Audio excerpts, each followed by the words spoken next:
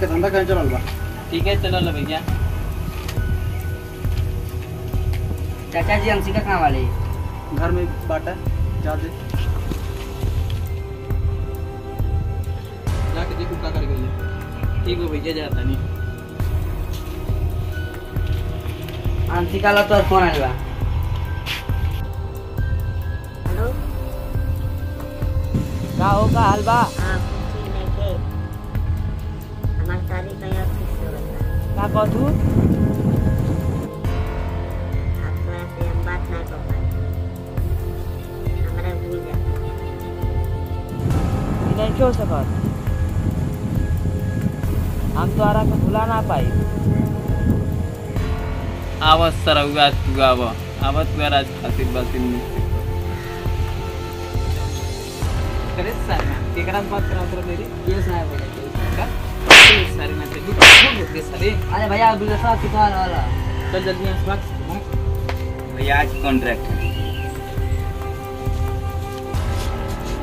का बोले अरे भैया वो बात करा की करा तू? भैया बिजनेस बात सिखवा से। चल ठीक बा फरक पकड़ के रख और बाद हमारा फोन कर ठीक बा इनन के लिए आ जा। चलो ठीक है ले जाता हूँ जल्दी एक पकड़।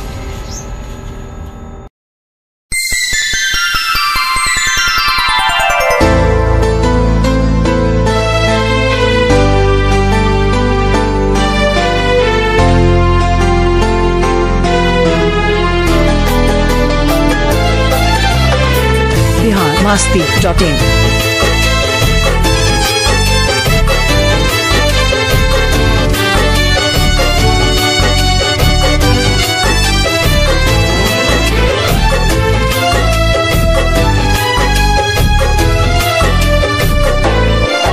दिल के मरीज बानी जनी बात कर गम के।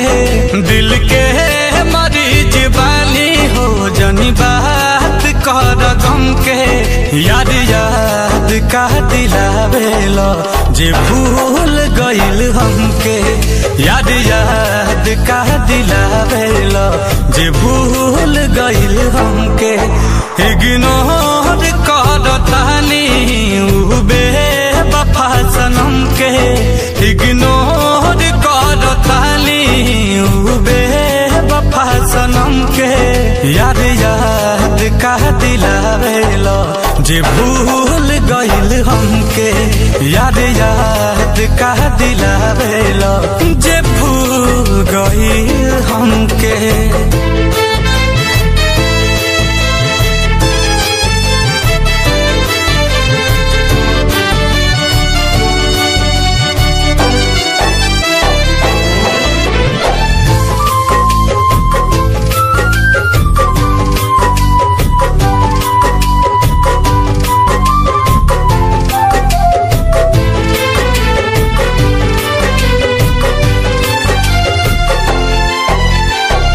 जेकरा इंतजार में बा तरसल निगाह हो। दूरे से देख के बूता बदल ले राह हो।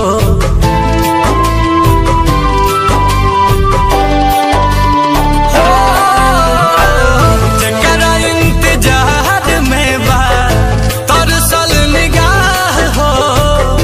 दूरे से देख के बूता बदल ले राह हो।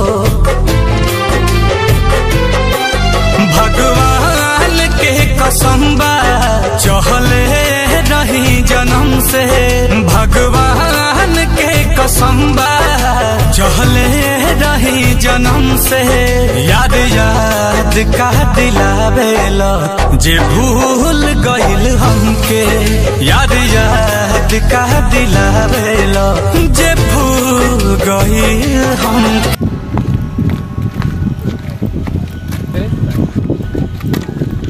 भूल गए ना तो के प्यार करने वाले को कुछ नहीं डरते। इस सरवा बुलाई आए लगता हो। बुलाई नहीं सब एक सारे फिर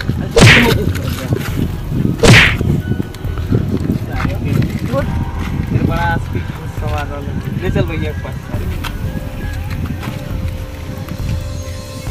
हेलो हाँ भैया।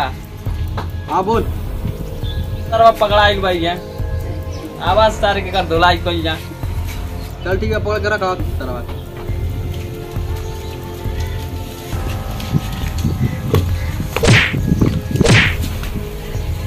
ये सारे भैया फिर तो राती के भूत पार होई बा तरवा निकाल रे